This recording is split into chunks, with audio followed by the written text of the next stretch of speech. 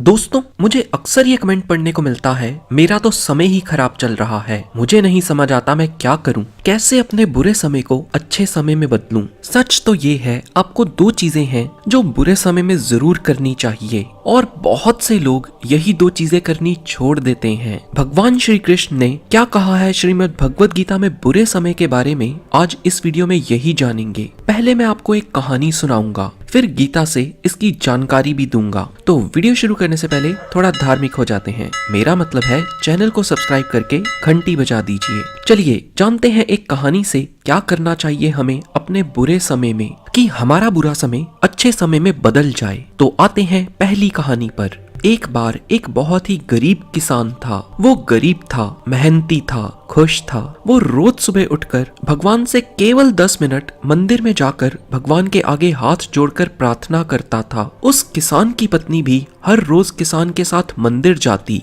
प्रार्थना करके वो सारा दिन अपने खेतों में काम करता। उसका जीवन बहुत ही अच्छा चल रहा था। अपनी मेहनत की कमाई से वो कुछ ज्यादा तो नहीं कमा पाता था, लेकिन फिर भी जितना कमाता था उसमें भी कुछ पैसे लोगों की भलाई में लगा देता था। एक बार उनके गांव में बीमारी फैल गई। किसान का इकलौता लड़का बहुत बीमार हो गया। किसान के गांव में इस बीमारी के इलाज के लिए कोई अच्छा डॉक्टर नहीं था। पास के शहर में उस लड़के को ले जाया गया। शहर के इस अस्पताल का इलाज बहुत ही महंगा था। उस बेचारे किसान के लिए अस्पताल की डॉक्टर की फी, दवाइयों का खर्चा आदि दे पाना बहुत मुश्किल था। किसान दिन प्रतिदिन हिम्मत हारता जा रहा था। एक दिन अस्पताल में बैठे बैठे वो इतना हताश हो गया कि वो जोर जोर से रोने लगा और कहने लगा, पता नहीं किस चीज का बदला ले रहे हैं भगवान मुझसे। कभी वो खुद को कोसता तो कभी परमात्मा को, पर किसान की बीवी को अटूट विश्वास था परमात्मा पर। परमात्मा उनको इस मुसीबत की घड़ी में मदद करने जरूर आएंगे। पर किसान को आशा की कोई किरण नजर नहीं आ रही थी। अस्पताल के कुछ दूरी पर ही एक मंदिर था। किसान की पत्नी उस मंदिर में हर रोज प्रार्थना करने जाती, पर किसान का दिल नहीं करता था प्रार्थना करने को।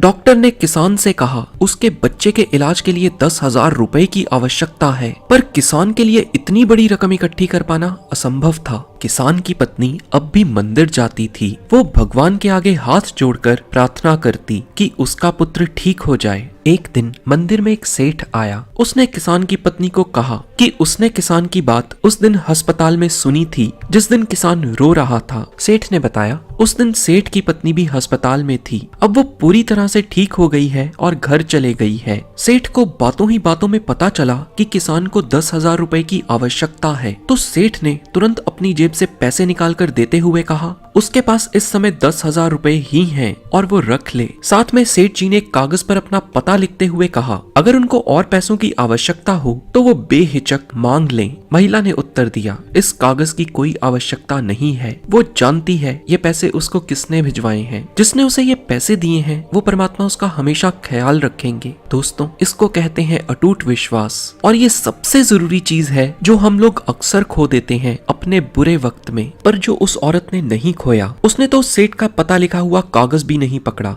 वो जानती है परमात्मा उसके साथ सदैव हैं। श्री कृष्ण श्रीमद् भगवद गीता के 9th अध्याय के 22 श्लोक में कहते हैं जो मेरे पर मन लगाते हैं, मेरा ध्यान करते हैं, मैं उनको वो प्रदान करता हूँ जो उनके पास नहीं है, और जो उनके पास है मैं उसकी रक्षा भी करता हूँ। इसलिए ये बहुत जरूरी है कि हम अपने बुरे वक्त में परमात्मा का साथ ना छोड़ दें। और दूसरी चीज जो हमें अपने बुरे वक्त में करनी चाहिए, ये जानने के लिए भी एक कहानी सुनते हैं। एक बार एक राजा था। उस राजा के 2 पुत्र थे। बड़ा पुत्र बहुत ही लालची और बहुत ही घमंडी था। इसके विपरीत छोटा पुत्र बहुत ही आज्ञाकारी था। राजा की मृत्यु हो गई। बड़ा पुत्र हमेशा ही अपने छोटे भाई से लड़ता रहता था। दोनों इस निष्कर्ष पर पहुंचे वो दोनों अपने अपने राज्यों की सीमा तय कर लेंगे और एक दूसरे के राज्य में कभी दखल नहीं करेंगे। राज्य में एक नदी पड़ती थी। इस नदी से ही राज्य के सभी लोगों को पानी पहुंचता था। ये इकलौती नदी का पानी बड़ा भाई किसी भी कीमत पर अपने छोटे भाई को देने को तैयार नहीं हुआ और स्थिति दोनों भाइयों में युद्ध तक पहुंच गई। दोनों भाई एक महात्मा को बहुत मानते थे। दोनों ने युद्ध से पहले उन महात्मा का आशीर्वाद लेने की सोची। महात्मा ने बड़े भाई से कहा युद्ध में जीत उसी की होगी।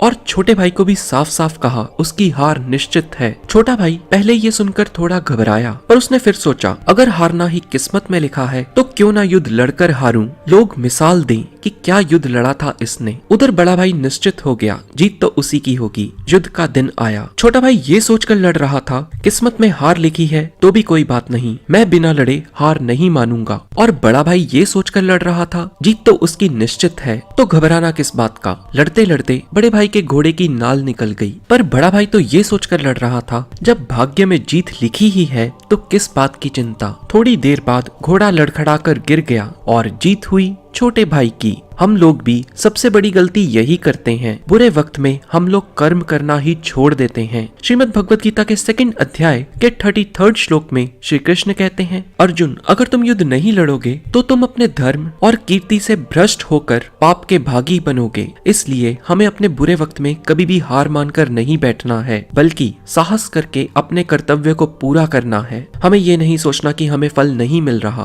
बस कर्म करते जाना है। और हाँ, सबसे अच्छी बात, श्रीमद् भगवत गीता के 2 अध्याय के 14वें श्लोक में श्री कृष्ण कहते हैं, सुख और दुख का भाव इंद्रियों से उत्पन्न होता है। ये सर्दी और गर्मी की ऋतु यानी मौसम के समान है, यानी ये सुख और दुख दोनों ही सदैव नहीं रहेंगे। श्री कृष्ण कहते हैं हमें सुख और दुख दोनों को बिना घबराए समान भाव से सहन करना चाहिए। तो मैं उम्मीद करता हूँ दुख के क्षण में आप अपने पर और परमात्मा पर विश्वास रखेंगे। वीडियो पसंद आई हो तो लाइक करके हर उस व्यक्ति के साथ शेयर करें जो अपने जीवन में कठिन परिस्थिति से गुजर रहा है। ऐसी और भी वीडियोस के लिए इस चैनल को सब्सक्राइब करके घंटी बजा दीजिए। मैं आपको फिर मिलूंगा ऐसी किसी वीडियो में। जय श्री कृष्णा।